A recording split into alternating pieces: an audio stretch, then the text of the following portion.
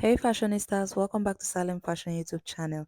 In today's tutorial, I'll be teaching you how to cut and sew this bubu dress with cowl effect and front inverted split, just as you can see here. It is really stylish, really simple to make and very comfortable to wear. Okay, so if you haven't subscribed, go ahead and click on the subscribe button right now to join the Salem Fashion family. Let's get straight into the tutorial. So to begin, guys, I went ahead to fold my fabric into two. We're going to be cutting the back and the front separately. Okay, so this is the back pattern that we are going to be cutting right now. The first thing I'll go ahead and do now is to go ahead and draw a starting line across, just like you see. So after that, I'll go ahead and indicate my neck width of 3 inches.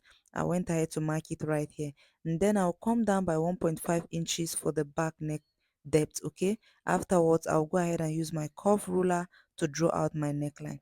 After we're done with that, now I'll go ahead and indicate half of the shoulder measurement right here on this point. Mine is 8 inches, and then I'll be using the rest of the fabric for the sleeve length, which is 14 inches. Now on that point, I'll come down by 1 inch for my shoulder slant, and then I'll use my straight ruler to connect it back to meet the neckline point, just like you see here now. Afterwards, I'm going to go ahead and indicate my sleeve opening, and I'll be using 10 inches. I'll add half inch for the seam allowance, and afterward I'll come in on that point by 2 inches for the sleeve. Okay, for the armhole curve, that is where we'll be covering our armhole from. Now after I'm done with that, I'll go ahead and indicate my hip length, which is taken from my shoulder down to my hip point. Okay, to get my hip line, I will take the same measurement again on this point just to get a straight line, just like so, and then I'll use my ruler to connect the 2 points together. Okay, after I'm done now, guys, I'll go ahead now and indicate extra 2 inches below my hip line, and this is because I want the cowl effect to begin at that point, 2 inches below my hip line. Okay, and I'll also go ahead and rule it out straight, just like so. Now, after I'm done with that, I'll go ahead and come to the end of the fabric or the full length of the dress, just like you see, and indicate quarter of my hip circumference right there. That is my hip circumference divided by 4 plus extra 3 inches added to it. So after doing that, I'll go ahead now and curve out my armhole, and then I'll go ahead and connect the sleeve just like so. I'll just roll out a straight line to just roll down my sleeve. So then next, from that armhole point, I'll go ahead and connect it to that 2 inches line below my hip line. There's no really measurement for this, just go ahead and draw the line down slantly straight. I mean, then you go ahead now and use your straight ruler to just connect that point slantly right now to meet your hip circumference divided by 4 plus that 3 inches. Then I'll go ahead and begin to cut it out. Okay, so after we're done now, we're going to be cutting the front pattern. I went ahead to fold the fabric into two, and then the first thing I'll go ahead and do now is to mark 6 inches from the center front. I'm marking 6 inches. Okay, I'll go ahead and roll down a straight line. Now note that this straight line is going to be our center front line. The 6 inches we marked is going to be what we're going to be using for the inverted pleat allowance. Okay, then you go ahead and place your back pattern on top of that straight line that we marked, as you can see me doing right here. Place your pattern on top of that straight line, that is your center front. Then you go ahead and cut out the side. So after cutting the side, now we're going to come over now to the center front and indicate our front neckline. Okay, so our neck width is going to remain the same, but then I'll come down now for the front neck depth by 3 inches, just like you see. Then I'll go ahead and use my curve ruler to connect it to meet that same neck width that the back also has. Then I will use my straight ruler to just draw out, just roll that line straight into the inverted pleat allowance. But if you don't like, you can just fold in that inverted pleat allowance just like you see me doing, and then you go ahead and cut it out just like so, and then you trim off the shoulders. So after we are done now, guys, I'll go ahead and notch the center front line. I'll go ahead and notch that point. Okay, just so that I won't get confused later.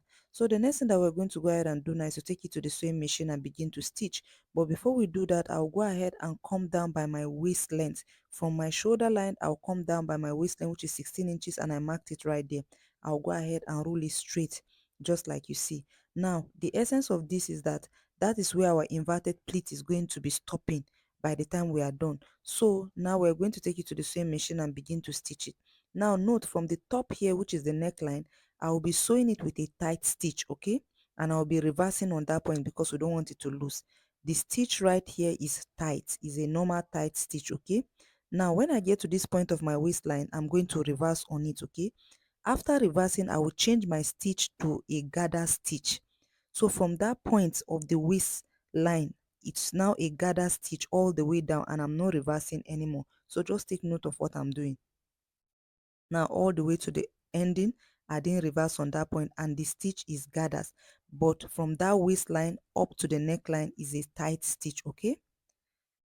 So guys, this is what it is looking like after I am done. I'll go ahead and turn it over. So after stitching it, this is what it is looking like. The inverted pleat allowance is right there, just like you see. So the next thing that we're going to be doing is to trim off the excess allowance, which is from the neckline down to the point of the waistline. So I'm just trying to mark out ½ inch, okay, on that point, because I'll be trimming it by ½ inch, just like you see me doing. It is you really don't need this step, but just for illustration, I'm just trying to just mark it out so that you know what I am doing.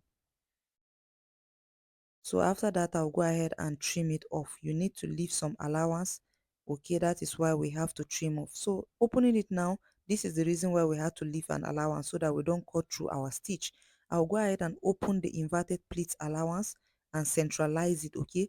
Just open it into two, just like you see me doing. You can see the crease line in the middle of the inverted pleat allowance, so it will be easy for you to open it up, and then you use your iron to just iron it down straight, okay? So guys, if you take note, you will notice that I went ahead to weave the allowance left on that neckline. But if you don't like, you can just go ahead and leave yours. The fabric frays a lot.